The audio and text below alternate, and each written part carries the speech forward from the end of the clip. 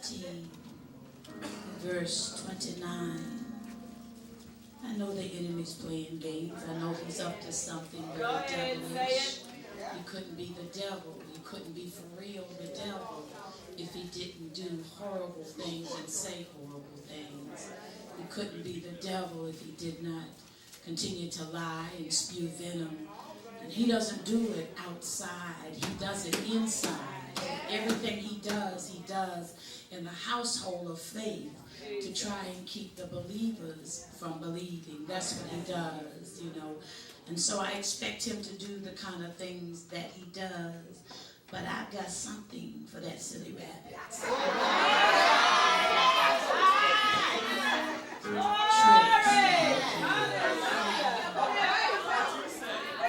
So come and go with me today into Psalm 18, verse 29. And I just want to deal with this one verse that's not really in the middle, but it's in the thick of this song that David echoes out of his heart, and he plays with his harp. It's actually a song, and he takes it up. We're going to get there, but anyway. Psalm 18, verse 29. This is the reading. For by thee I have run through a troop, and by my God I have leaped over a wall. I have leaped over a wall.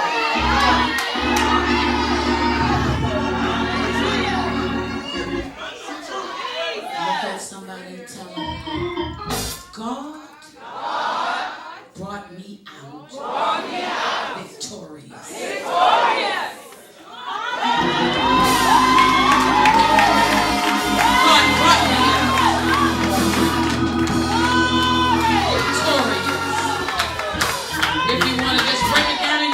Said breakthrough. I want to take your seat. Somebody caught it already. Breakthrough. Breakthrough. Breakthrough. Breakthrough. Breakthrough. Breakthrough. Breakthrough. God broke through. God broke it down. God broke it up. God tore it down.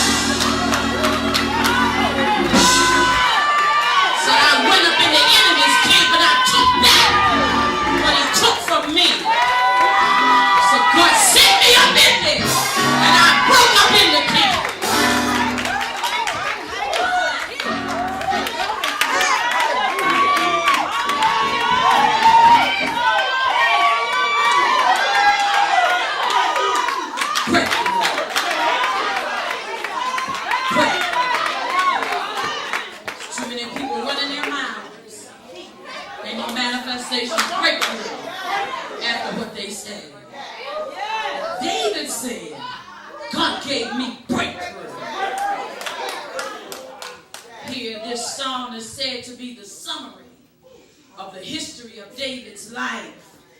This particular psalm was actually recorded first in 2 Samuel. This particular verse is in 2 Samuel 22, verse 30. It said that this account was inserted in the Psalms because, like most passages, this particular verse is intended to revive those, to move away from thoughts of defeat and get back into the faith that was first established. Somebody say first established faith. It was the first faith that was established in the very beginning before time was given a name. And this is the faith that ensures the believer that they are fitted for service in the church. Some scholars suggest that David wrote this song because his days were getting shorter, his eyes were growing dim, and he possibly didn't have a long time to live.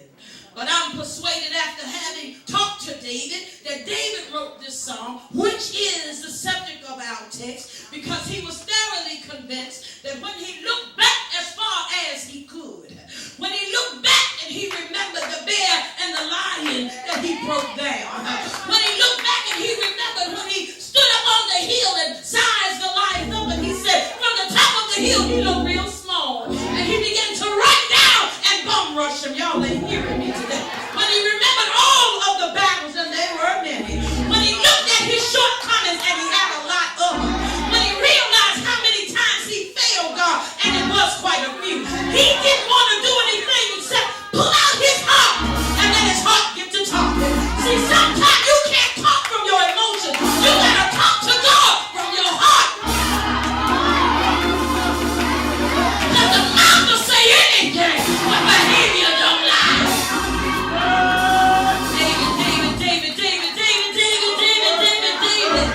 David got to talking. David talked to God about his distresses and the difficult times. He talked about always being in danger. Ain't it funny how when you get anointed, you don't get dangerous. You're always having to deal with danger. You're not a dangerous person, but it seems like danger just hang out at your house. You're somebody rushing when you say David is dealing with this thing. And he has to go to praising and thanking God. Because he said, God, you're the one with the real power. God, you're the one that really do protect your people. God, you're the one that really does give provision. But it seems like ain't nothing in the cupboard. God, you really one that can heal the sick soul. God, you got a deliverance that's downright despicable. Can't nobody find you, God. Nobody can trace you or track you. But God, I know you are God all by yourself. And God, that's all David talks about in this song. David kept on talking. David just said, God, you're get breakthroughs in the atmosphere. You see, David, I'm almost done. David not only acknowledged that he knew God, he also acknowledged he didn't only know that God was with him, but he also said it was God's power working. He said when my hope was fleeing, he said when my faith got real small, he said when my heart got heavy, when my friends who were my own countrymen, when my own kinfolk, you've been bitten in the butt by somebody that you used to hang out with all the time. He said when my kinfolk, they wouldn't even say they were going to come and hang out with me. Instead, they listened. They knew I was hiding in the cave from Saul. And my own kinfolk, my countrymen wouldn't even come and say that they were going to hang out with me. Instead, they plotted against me. He said, God, it broke my heart. But in the midst of breaking my heart, you gave me somebody how to break through. He said they were reluctant to stop me. He said when he was slipping into his darkest level of depression, he said when his enemies were much stronger than him, he said when he had to realize that he was experiencing sharp trials and severe trouble, David had to then say, well, the sharper my trial, the sweeter my victory. Somebody said, oh, how sweet it is. My. He said, I realize the sharper my trial, the sweeter my victory. Oh, my God, so I got to eat my vegetables first. Then I can have my coconut cake. Well, sit down, let's talk.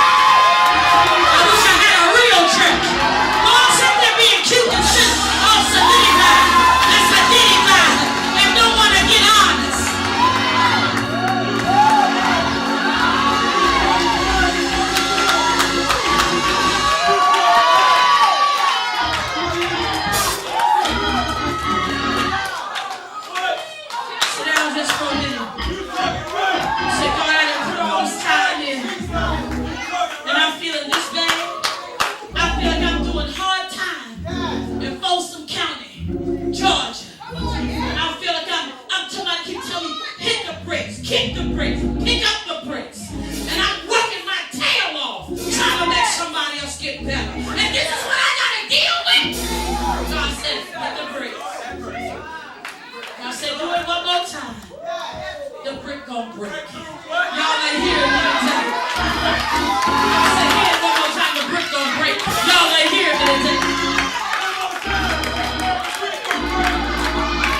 Somebody holler breakthrough.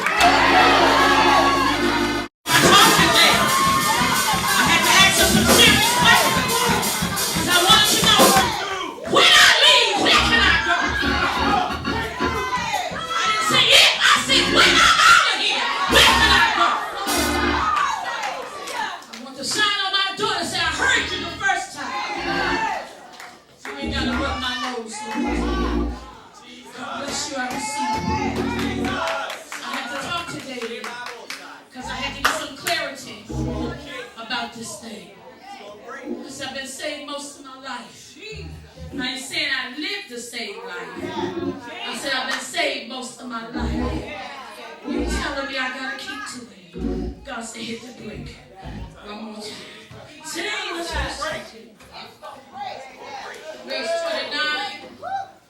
David says, he said God gave him light, meaning God gave him some clarity in his mind. God gave him an understanding so he could know how to handle crazy things that broke out in his life.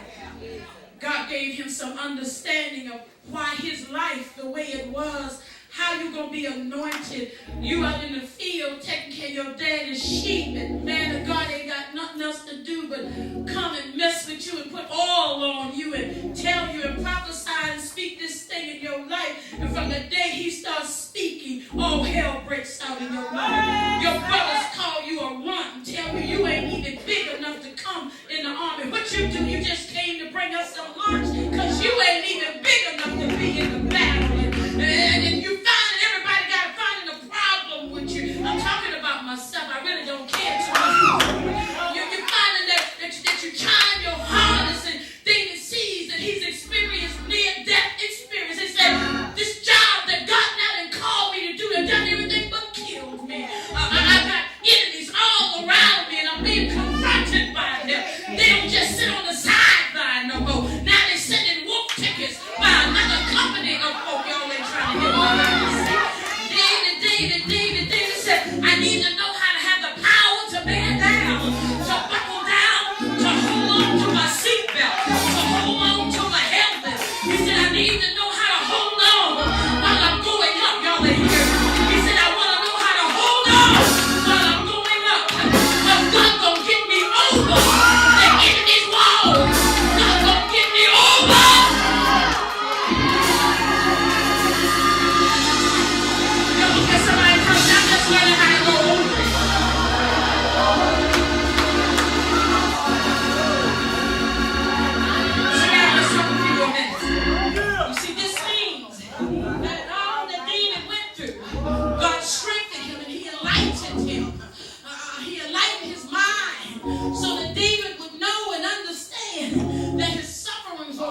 Exercises designed to spiritually cultivate him to become a king.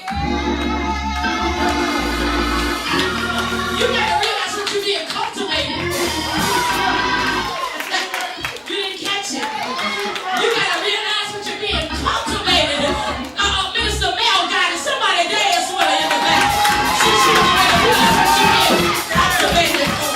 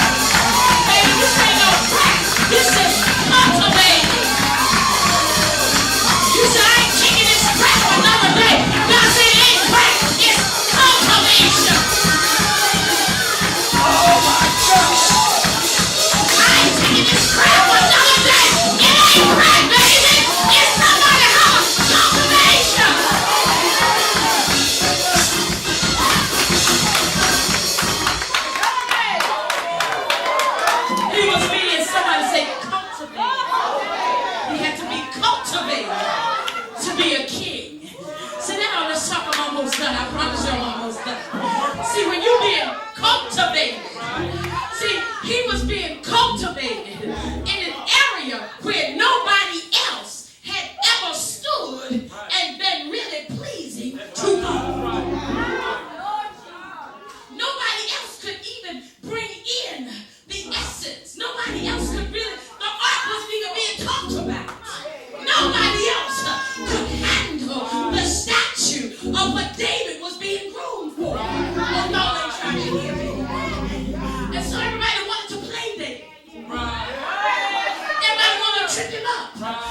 think it was by mistake that Bathsheba was up on top of that rooftop that night? Rubber dub dub, why weren't you in the tub? Why would you let me be out? And we were the babies that were supposed to cover your naked butt.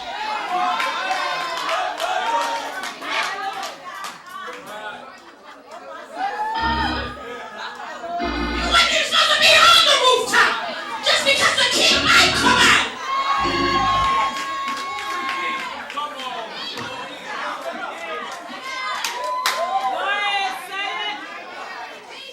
And nobody else was out there with her to cover her that night.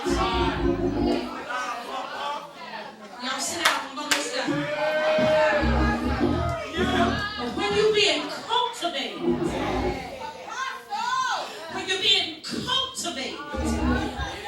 see, cultivation takes a long time because it's got to go through generational growth. It's got to cut to the root of the matter.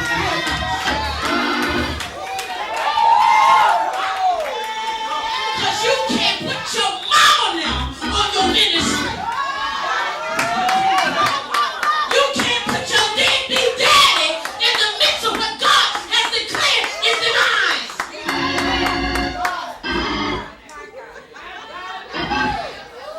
Papa was a rolling stone.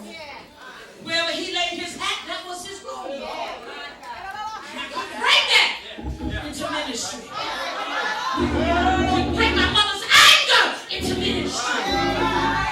What you say? So I'm still being, somebody say, cultivate. Sit down, everyone, sit down. See, David's anointing was to institute the kingdom of God through the nation of Israel. They were going to be the only nation that served the true and living God. Yes.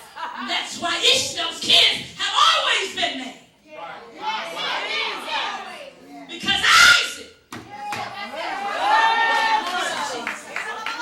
This means that God always sends power and defenses for his people. God always sends you the power to intersect while you're in intercession. But we got too many people that don't want to go into intercession, because when you're into intercession, that's when you start to intersect.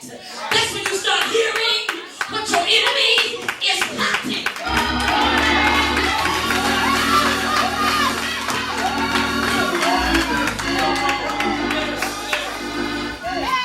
You start hearing in intercession. God teaches you how to intercect. You intercept and you handle the diverse. Diverse meaning the different. All kinds of loose snares that your enemy, he make a file for 7 with crinkly hair. No overtime. All she do is blow her hair. She ain't got a mind on, she just blow.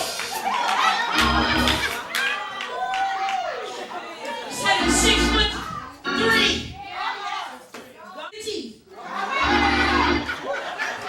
You be like, God, I can pretend he got muscles, it don't even matter. He made me feel